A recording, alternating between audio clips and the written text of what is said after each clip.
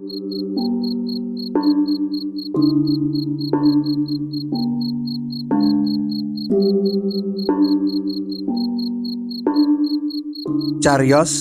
alaming lelembut kanthi ira-iraan ngeterake bali lelembut kasrat dening angin N Hidayat kapethik saking kulawarti panyebar semangat nomor 11 tahun 2006 sugeng midhangetaken.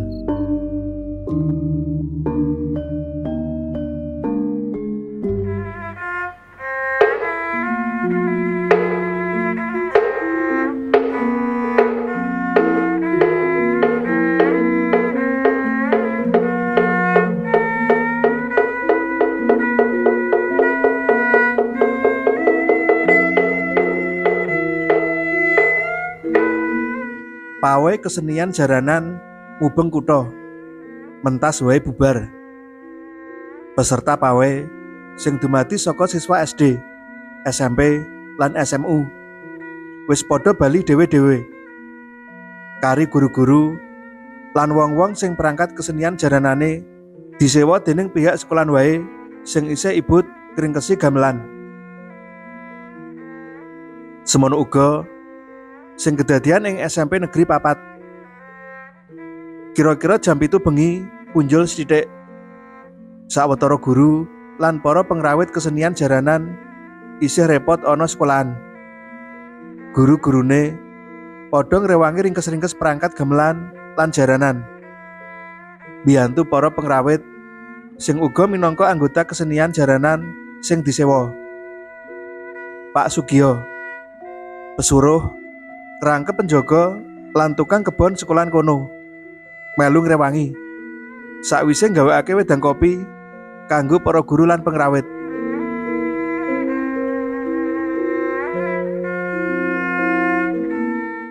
Gamelan lan jaranan sing wingi bengi dinepake ing ruang perpustakaan saiki wis ditata ing dhuwur mobil pickup arep dikirim bali menyang sing duwe bareng karo para pengrawite.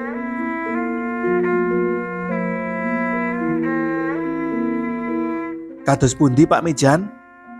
Mboten wonten ingkang ketilar to? Pitakone Pak Samudi, wakil kepala sekolah sing ketiban sampur dadi ketua panitia pawai kesenian marang Pak Mijan. Pimpinan pengrawit rangkep dadi wakil pimpinan grup jaranan. Ketingale sampun beres danten Pak. Ning menawi wonten ingkang kentun njenengan teraken wangsulane Pak Mijan karo guyu. Nggih, mangke kersane Pak Sugiyo mawon ingkang ngeteraken. Pak Samudi males guyon. Pak Mijan banjur ngobo para pengrawit supaya munggah mobil. Nalika sopir mobil pickup wis munggah, Pak Mijan nututi munggah mobil. Mesin gereng alus nalika sopire wis nyetaten mobile. Monggo Pak. Pamite Pak Mijan marang Pak Samudi lan guru liyane. Uga marang Pak Sugiyo barengi roda mobil wiwit nglinding alon. Ora let suwe, Pak Samudi lan kanca guru liyane uga padha bali mulih menyang omahe dhewe-dhewe. Swasana sekolahan bali tintrim. Pak Sugiyo mung kari kijenan ringkes-ringkes gelas digawa bali menyang omahe. Bubar masrake gelas marang bojone sing bakal ngurai. Pak Sugiyo bali menyang sekolahan sak perlu mriksa lan ngunci lawang ruang guru, ruang perpustakaan lan lawang gerbang sekolah. Nalika Pak Sugiyo kunci ruang perpustakaan sing tilas kanggo nyeleh gamelan lan jaranan kuwi, githoke krasa mak prinding. Atine kumesar. Wulu cumbune padha ngadeg. Kamangka adat sabene ora tau ngrasakake sing kaya ngono. Bubar ngunci lawang ruang perpustakaan, gagewe Pak Sugiyo mulih kanthi jangkah sing luwih cepet. Tekan ngomah, Pak Sugiyo ndeleng TV, sinambi ngombe kopi sing disediakake bojone. Jam tembok wis nuduhake jam 8:30 bengi. Bojone Pak Sugiyo wis katon ngantuk ning ketara yen diempet kanggo ndeleng acara TV kesenengane. Sinetron laga sing nyuplik lakone cerita rakyat. Yen ngantuk ya tur wae lho bune, pangatake Pak Sugiyo. Aja dipaksa nonton, wong ya ceritane mung ngono-ngono wae. Karepku iki timbang nonton sinetron-sinetron biasa sing isine ora mutu sore mau. Rak luwung ndeleng sinetron laga ngene iki to, Pak. Ning sajake mripat iki kok ora gelem diajak nonton nganti tutuk. Wis yo, Pak, aku tak turun dhisik. Bu Sugiyo klunuh-klunuh menyang kamar. Nyusul si Deni anake sing isih umur 2 tahunan sing wis turung lepus wiwit jam 7 mau. Sajake si Deni kekeselen amarga awan mau ora turu. Nanging lalah ndeleng pawai kesenian nang alun-alun. Pak Sugiyo karo Ijen ngadep TV. Wiwitane mripate padang ndeleng TV. Ning suwe-suwe krasa abot. Ora krasa sirahe banjur teklak-tekluk saking ngantuke. Pak Sugiyo njenggira tangi. Nalika kupinge krungu suarane lawang ditotok banter. Jam tembok disawang nuduhake jam 11 luwih 15 menit. Weruh kopine isih seprapat gelas cendhek. Banjur diranggeh lan diombe. Pak Sugiyo banjur menyang buka lawang. Disawang ing jaba ora ana sapa-sapa. Ditoleh sisih kiwa lan tengen. Ya ora ana blegere wong. Njur sapa sing totok-totok mau? Apa aku mau ngimpi? Ning kok kaya tenan wae. Buktine aku nganti jenggira tangi. Amarga suarane lawang ditotok pancen banter. Pikirane Pak Sugiyo sangsaya bingung. Lawang ditutup meneh dening Pak Sugiyo. Ning ora dikunci kaya mau. Krungu suarane TV isih muni. Pak Sugiyo mara banjur dipateni. Apa mau suarane wong notok lawang ing TV? Mbok menawa wae. Pak Sugiyo niat arep keliling ndeleng kahanane sekolahan. Aja-aja ana wong sing arep duwe pokal gawe ora bener. Pak Sugiyo mara menyang pawon njupuk arit kanggo jaga-jaga. Sapa ngerti pancen ana wong sumedya ala. Lagi wae tangane nyandak arit. Kupinge krungu swara lawang omahe ana sing notoki kanthi banter. Bubar ngono, keprungu swara tangis drenginging. Bengi-bengi ngene kok ana sing nangis barang. Apa ibune Deni ya? Apa nglindur? Pak Sugiyo gagen ndeleng menyang kamar. Jebul bojone kuwi isih turung lepus karo ngeloni si Deni. Sawetara kuwi swara tangis drenginging isih keprungu. Mung suarane lawang ditotok wis ora keprungu. Pak Sugiyo buang rasa wedine. Dheweke gage metu saka omah sakwise nyaut senter baterai telune. Ditilingake kupinge supaya ngerti ngendi asale suara tangis drenginging kuwi. Jebul suara kuwi saka arah sekolahan. Sekolahan diparani karo nyorotake Sunare Center rono mrene. Saka kaduhan mripate nyawang blegere wong lagi lungguh ing ngarep ruang perpustakaan.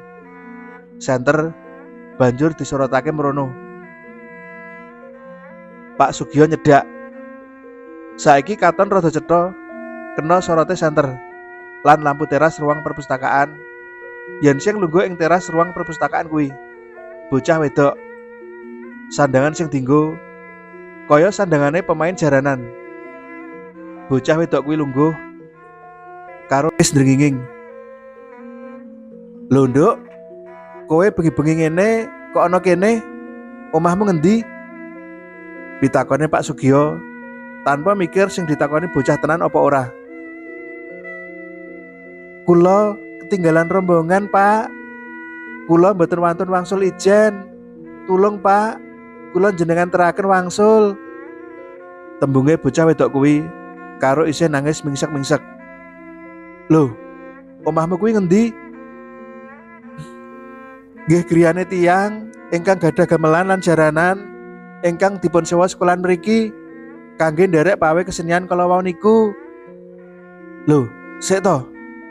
Sing disewa sekolahan kuwi rak jaranan lan gamelan sak pengrawite to. Ora nyewa penari jaranane barang. Kowe kuwi rak penari jaranan to.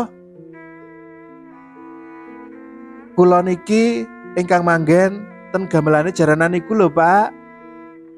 Wangsulane bocah wedok kuwi wis ora karo nangis meneh. Sing manggon ning gamelane jaranan. Piye to karepmu, Nduk? Pak Sugiyo isih bingung. Kula niki Jim utawa lelembut sing manggen ten gamelan. Lah wau kula tasih dolan nalika gamelan kalian jaranane dipun angkut badhe dipun wangsulaken. Sakniki kula mboten wantun wangsul ijen, Pak. Weh, kowe kuwi lelembut to, Nduk? Ora ngira tenan aku. Ndak kira yen lelembut kuwi rupane medeni. Ning kowe kok ora.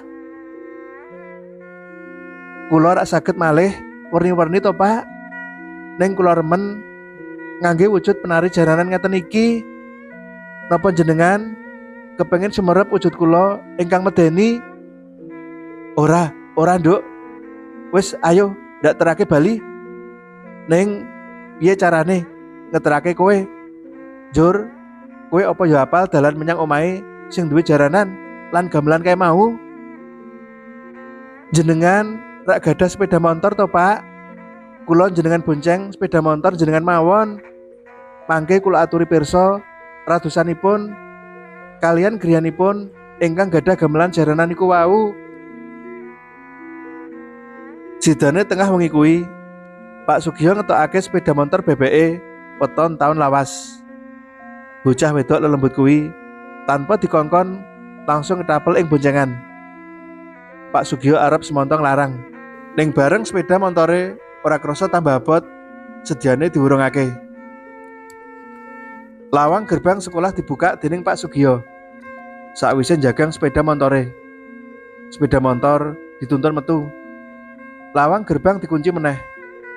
Pak Sugiyo banjur nyengklak sepeda montore lan mancal engkol starter. Sepeda motor gereng kemeratak suarane. Bareng kopling dilebokno siji lan gas ditambahi. Sepeda motor wiwit gleser.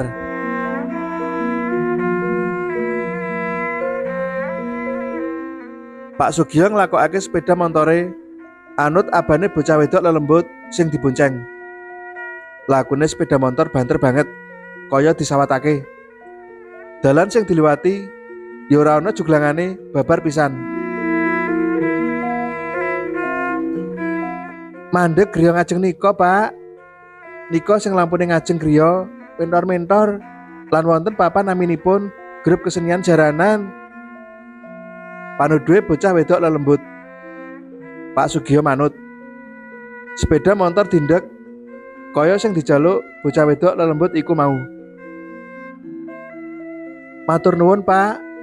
Mugi-mugi rezeki panjenengan lancar. Bocah wedok lelembut kuwi banjur maklap ilang. Pak Sugiyo muter sepeda montore arep bali mulih. Ning dheweke bingung. Awit ora ngerti dalan-dalan sing mau diliwati amarga saking bantere. Pak, jenengan nyetir kalih merem mawon. Mangkir adugi ngriya. Empun to, kula biyantu. Dumeling swara wedok ing kupinge Pak Sugiyo. Suarane bocah lelembut sing mau diterake bali. Pak Sugiyo percaya. Mripate banjur diremake karo nglakokake sepeda montore. Mbuh, liwat kendi wae lakune. Pak Sugiyo ora ngerti. Mripate Pak Sugiyo dibuka. Bareng sepeda montore krasa nabrak barang sing gemrubyak. Jebule nabrak lawang gerbang sekolahan. Lawang gerbang dibuka kuncine. Saka kadohan wis keprungu kluruke pitik jago saut-sautan. Sakwise nglebokake sepeda montore lan ngunci lawang gerbang. Pak Sugiyo nuntun sepeda motore menyang omahe. Lelakon bengi kuwi kaya-kaya mung impen wae kanggone Pak Sugiyo. Ning kabeh mau kasunyatan, cuthel.